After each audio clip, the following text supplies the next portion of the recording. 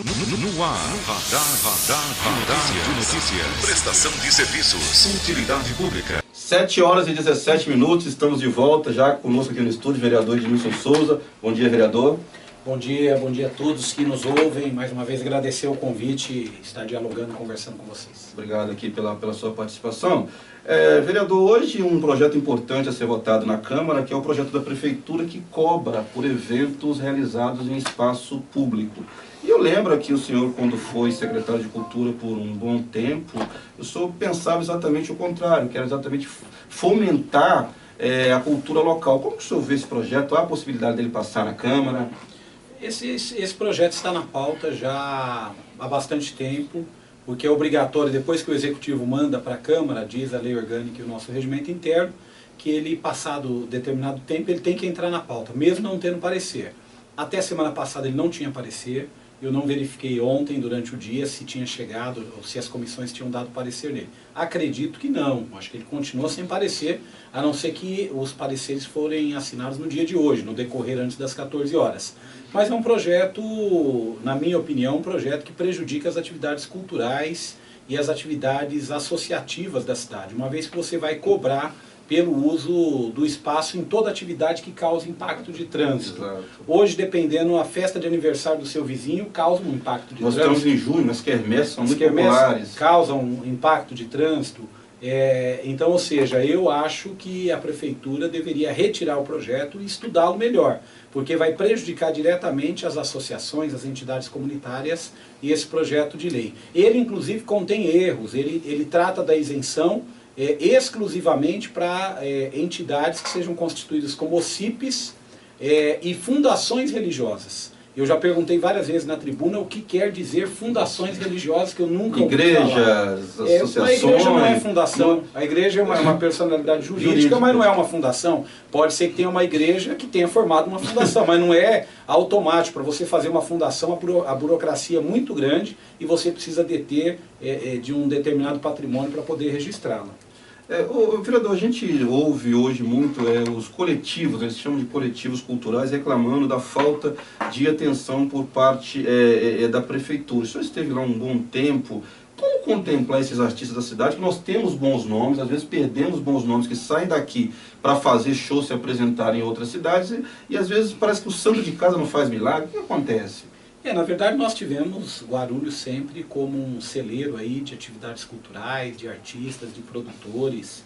Podemos citar aqui vários deles. Infelizmente, com o fim da Secretaria de Cultura, a Secretaria de Cultura hoje é um anexo da Secretaria de Educação, ela deixou de existir, passou a ser uma subsecretaria, que na verdade é praticamente um departamento de cultura. E isso acabou prejudicando por demais o apoio às manifestações culturais na cidade de Guarulhos. E outra coisa é a questão de investimento. Se você não tem investimento na área de cultura, você acaba não valorizando a cultura da sua cidade. Não se faz cultura somente com palavras e com boa vontade, se faz com investimento público. Esses coletivos culturais serão também prejudicados com essa nova legislação que a Prefeitura quer implementar, uma vez que eles já não contam com o apoio da Prefeitura. Eles já não têm esse apoio nem financeiro e nem de estrutura. Se eles vão ter que pagar ainda para fazer as suas atividades comunitárias, eu acho que vai ser um prejuízo enorme para a comunidade cultural de Guarulhos. O vereador, são inevitáveis as perguntas sobre cultura, porque o senhor foi o secretário da Cultura da cidade. Com relação à virada cultural, o senhor acompanhou? O que o senhor achou da chegada da virada cultural na cidade de Guarulhos, em termos de valorização de artistas da cidade? Olha, eu fiz até um debate sobre isso. Na verdade, durante os 8 primeiros anos que eu estive à frente da Secretaria de Cultura e depois mais um período de 3 anos e pouquinho, totalizando quase 12 anos, nós sempre tivemos uma pressão muito forte para que as pessoas nos diziam: olha, tem que fazer a virada cultural em Guarulhos, é o que há de mais avançado e tal. Eu discordo totalmente. A virada cultural é um paliativo daqueles governos, na sua maioria, salvo raras exceções, que não tem política cultural a ser implementada. O que é um evento? Onde numa noite, num dia e numa noite, você demonstra o que você faz em cultura. E depois você acaba, salvo raras exceções, não investindo em política cultural de longo prazo, de médio prazo, ou seja, de forma continuada. A virada cultural, por que nós não aceitávamos quando a gente era secretário? Porque era um pacote pronto do governo do Estado. O governo do Estado mandava para cá 3 ou 4 artistas, a prefeitura tinha que arcar com os custos de palco, som, iluminação, fechamento de rua, segurança, essa coisa toda, banheiro químico, e os artistas vinham, se apresentavam aqui, e nós sequer tínhamos a possibilidade de colocar uma grade de programação com os artistas da cidade. Então, Não era permitido? Não era permitido, porque o pacote vinha pronto. Então, ou seja, onde que os artistas da cidade iriam se apresentar na tal virada cultural de Guarulhos? Nos palcos secundários. Ou seja, todas as atividades, vou citar uma que nós fizemos do hip hop, no mesmo palco onde cantou a Kua Naru, que é uma cantora americana, que veio para cá no penúltimo encontro de hip hop que nós fizemos, no mesmo palco cantaram os artistas guarulhenses, com o mesmo técnico de som, com a mesma iluminação, com o mesmo microfone, com toda a estrutura. Nós não podemos diferenciar em tipo A e tipo B, culturalmente falando. Então, ou seja, a virada cultural, eu acho que ela é mais marketing, mais publicidade do que política pública de cultura. Então, eu tenho uma visão muito crítica sobre ela. Segundo, nós nunca nos comportamos de ficar de joelho para o governo do Estado do ponto de vista de política cultural. Se não querem nos ajudar com estrutura, com recursos, com financiamento, pelo menos não nos atrapalhem. Era o que a gente sempre dizia. Mas um dos discursos da virada cultural é exatamente democratizar o acesso à cultura. Então, se eu acho que isso é pontual, isso realmente não chega a quem precisa, que são as pessoas lá da periferia, lá do fundão, que não tem acesso, por exemplo, a um teatro Padre Bento, a um teatro Adamastor. Eu vou dar um exemplo fora do teatro, da dança, do mais tradicional. Comunidades de samba em Guarulhos. São mais de 20. Elas realizam atividades aonde? Nos seus bairros, nas suas comunidades. Muitas vezes de forma muito precária, com falta do apoio do poder executivo, do poder municipal. Essas comunidades não resolvem o problema deles, eles virem num palco, no Bosque Maia, muitas vezes sem estrutura, e se apresentarem. E fora, na verdade, estavam se propondo que todos os artistas de Guarulhos não recebessem cachê. Então, ou seja, o trabalhador da cultura, ele paga suas contas, ele tem as contas para pagar. Seria a mesma coisa de você encontrar, eu disse isso até num debate, o seu dentista num restaurante, antes dele começar a se servir, você fala, olha, eu estou com um problema, dá para você dar uma olhadinha no meu dente, está com uma dor aqui, é coisa rápida. Não, é profissão, ou seja, você vai lá no meu consultório, eu vou te atender e vou cobrar por isso, é o meu trabalho, eu me formei para isso. Cultura é a mesma coisa, o músico, o artista, ele paga a conta, ele tem que pagar no final do mês, né? Perfeito. Vereador, vamos sair um pouquinho da cultura, vamos para um outro movimento social, o movimento social de moradia. Uns 15 dias atrás, houve mais uma ocupação ali na região do Jardim Quarto Centenário, comandada pelo MTST. E eu lembro que a primeira que eles fizeram aqui em Guarulhos, o senhor foi lá e intermediou até a solução com a prefeitura. Por que agora o MTST vem para Guarulhos, vereador? Eu me lembro, se eu não me engano, no governo do PT eles tiveram poucas atividades aqui. É ação política? Então, Rodrigo, muita gente fala isso. Ah, não, o MTST só está atuando na cidade agora. Não é verdade. Se vocês pegarem as fotos do Anita Garibaldi no começo da ocupação... Mas isso em 2000? Não, 1996.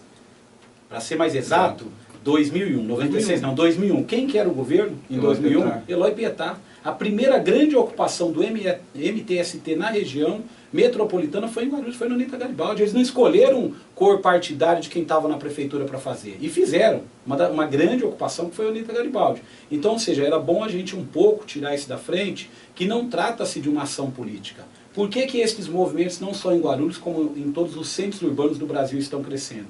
Existe uma crise econômica forte, nós temos aí um contingente de quase 15 milhões de desempregados. Essas pessoas estão com muita dificuldade de pagar aluguel, nem todos são proprietários de casa própria. Então, ou seja, a pessoa está desempregada, como é que ela paga o aluguel? Qualquer possibilidade de luta para ela ter acesso à moradia, ela vai participar, ela vai fazer.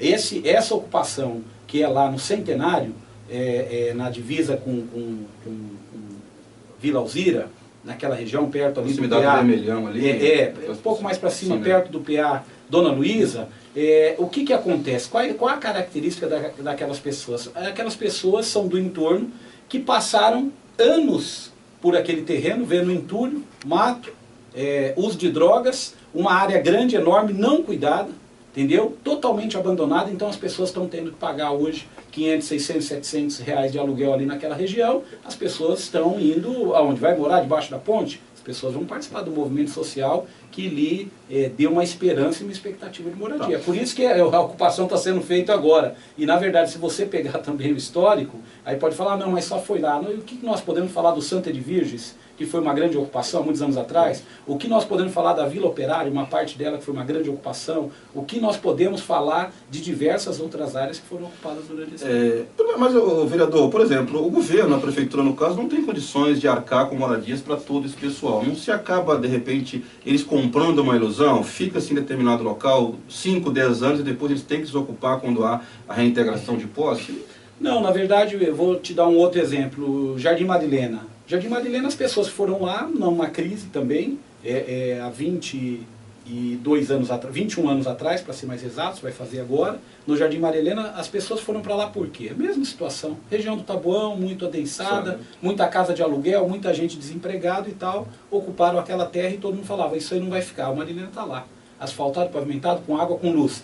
E com um detalhe, aqueles que se diziam proprietários da área perderam em todas as instâncias, porque eles não eram proprietários. Existe um problema concreto em Guarulhos do que está no cartório e do que é a realidade. Então tem muita gente, como diz no interior, que a cerca andou.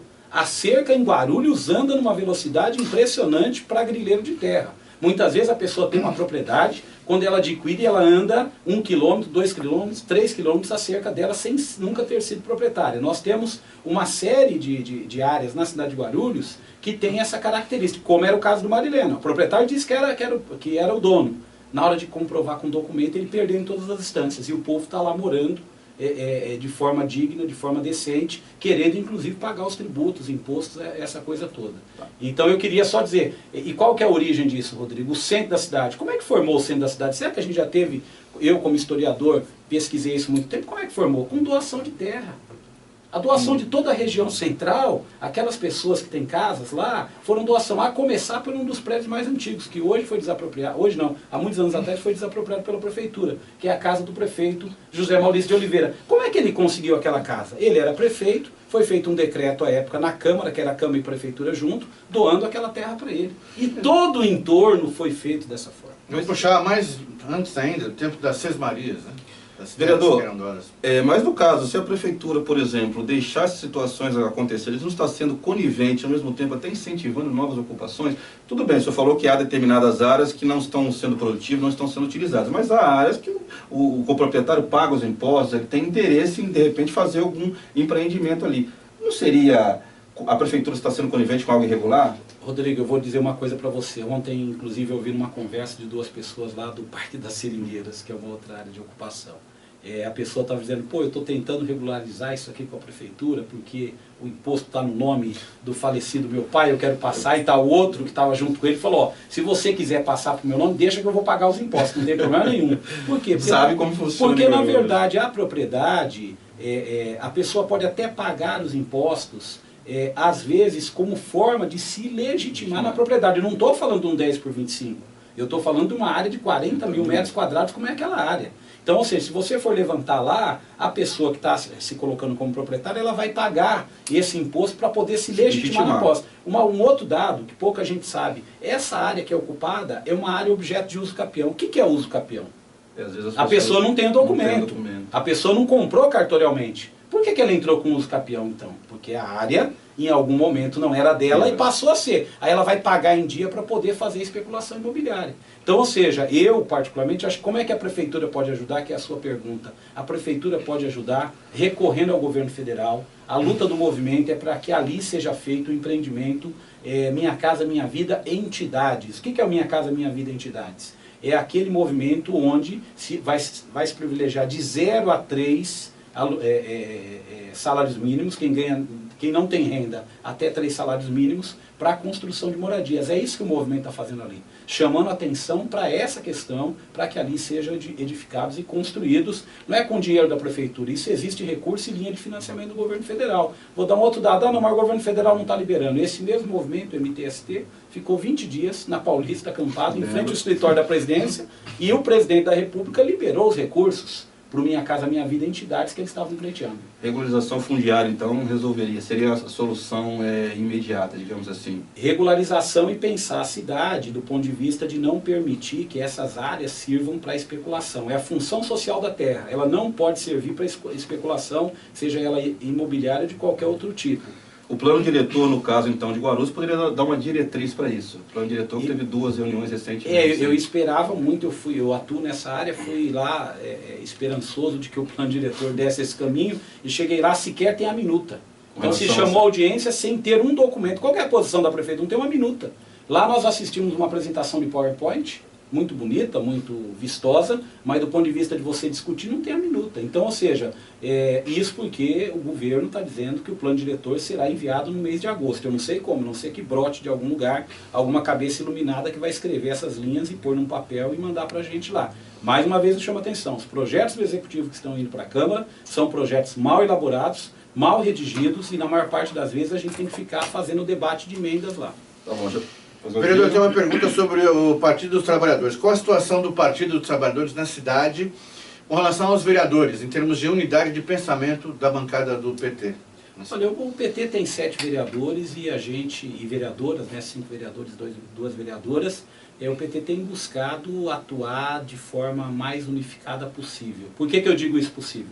São 7 cabeças. São 7 pensamentos, são 7 pessoas, homens e mulheres, que às vezes têm diferenças ali. A gente procura o máximo possível ter uma atuação unitária. A atual presidência do PT é exercida pela vereadora Genilda, que é vereadora e membro da nossa bancada, e isso também vai nos levar a ter mais uma linha de atuação mais próxima do partido. Mas estamos discutindo o processo de eleições de 2018, estamos discutindo propostas para a cidade do ponto de vista dos problemas que a gente verifica. Acho que o PT está caminhando, diferença sempre tem, aqui e acolá, é normal.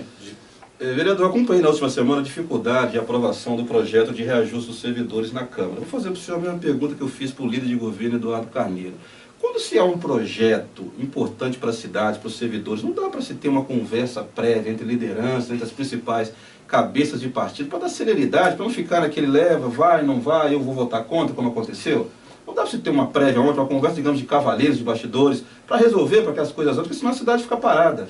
Você veja, Rodrigo, é boa a sua pergunta, até para a gente exemplificar o que aconteceu no reajuste, na proposta de reajuste do funcionalismo.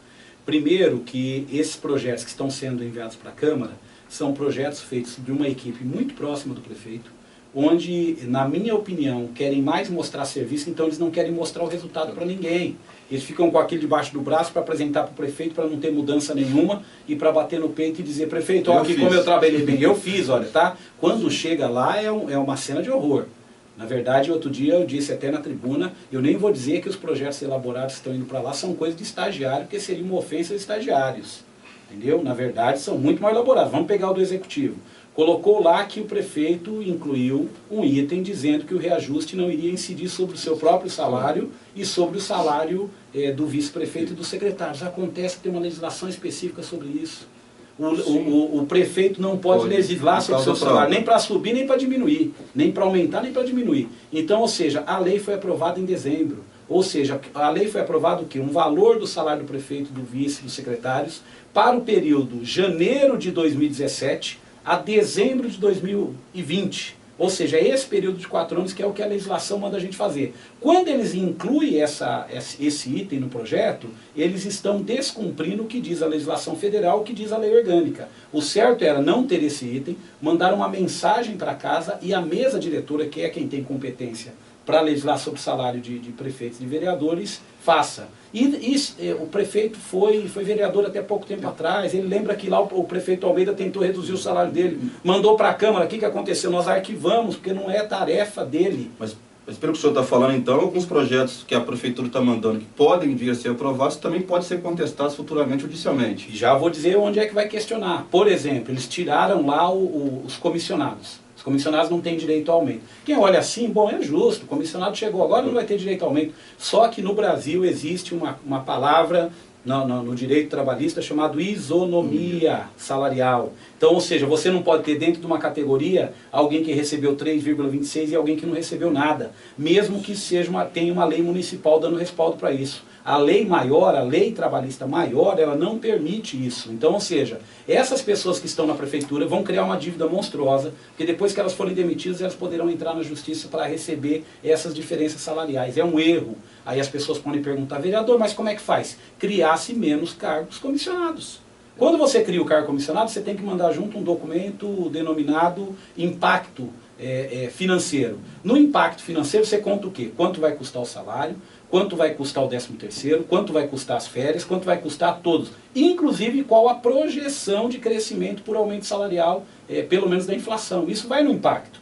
Então, ou seja, agora dizer que não vai dar o aumento, na minha opinião, é mais uma barbeiragem do governo de não ter conseguido pensar isso. Era melhor, criou 1.200, não tem condição de dar aumento, que reduzisse pela metade. Você não assume um compromisso na sua casa, nas nossas casas a gente não assume algo que você não possa pagar. É a mesma coisa, você vai mandar instalar 10 linhas de telefone na sua casa, sendo que tem uma taxa fixa, você sabe que a taxa fixa tem, que você vai ter que pagar. Então, mais as ligações. Então, o que você faz? Eu não tenho condição para 10, porque eu vou usar mais ou menos, eu contrato 5. Os servidores comissionados, a mesma coisa. O governo jogou para a torcida, na verdade existe uma intenção de ocupar todos esses cargos mesmo, e depois verificou que não dava para dar o reajuste para todo mundo.